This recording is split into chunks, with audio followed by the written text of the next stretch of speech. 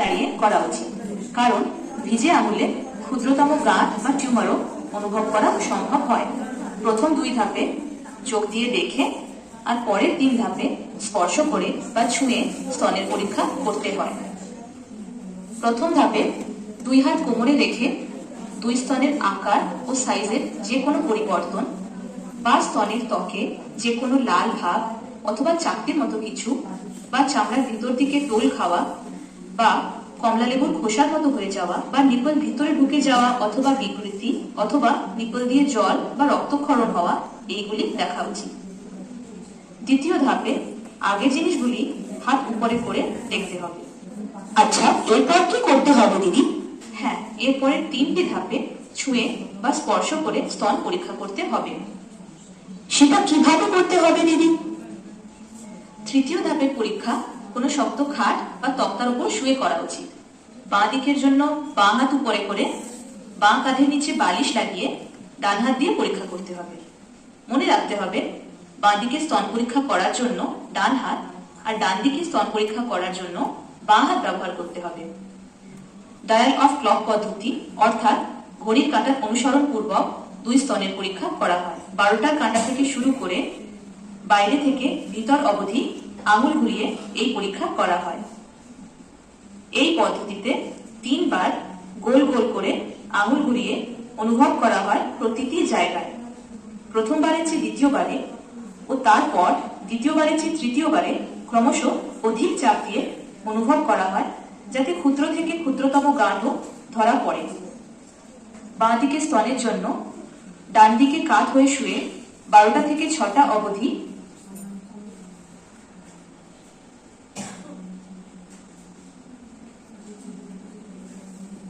আর সোজা হয়ে শুয়ে 6টা থেকে 12টা অবধি পরীক্ষা করতে হবে।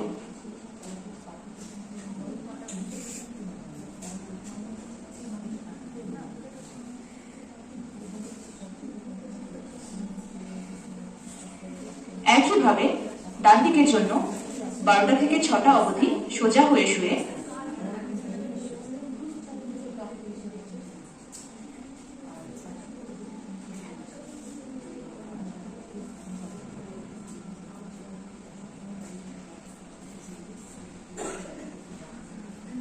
আর 6টা থেকে 12টা অবধি বাঁ দিকে কাত হয়ে শুয়ে পরীক্ষা করতে হবে।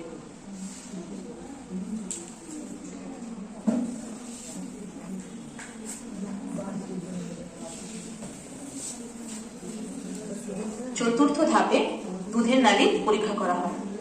এর জন্য নিপলটি 2 আঙুলের মধ্যে প্রথমে 12টা থেকে 6টা ও পরে 3টে থেকে 9টার দিকে এই প্রকার ঘুরিয়ে ঘুরিয়ে পরীক্ষা করে দেখা হয় কোনো ডেলা বা গাঁট আছে কিনা বা জলের মতো পদার্থ বা রক্ত বা রস নিপল থেকে মিশ্রিত হচ্ছে কিনা।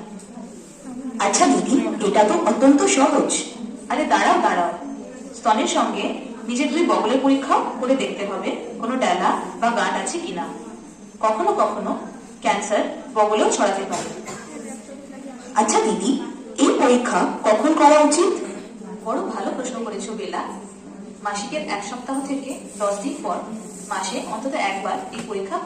হ্যাঁ রূপা, নিশ্চয়ই করা উচিত। আর আমার তো 70 বছর বয়স হয়ে গেছে, তাহলে আমাকেও এই পরীক্ষাটা করতে হবে? হ্যাঁ কাকিমা, এই পরীক্ষা আপনারও অবশ্যই করা উচিত, কারণ বয়স বাড়ার সঙ্গে সঙ্গে স্তন ক্যান্সার হওয়ার সম্ভাবনা বহুগুণ বেড়ে যায়। 20 বছরের বেশি বয়সের সকল মহিলার এই পরীক্ষা করা উচিত। মনে রাখবেন, স্তন ক্যান্সার যত তাড়াতাড়ি ধরা পড়বে ততই ভালো। এর চিকিৎসা সম্ভব। দিদি, এই পরীক্ষা করলে যদি কিছু সমস্যা আছে বলে মনে হয়, তাহলে কাকে দেখানো যেতে পারে?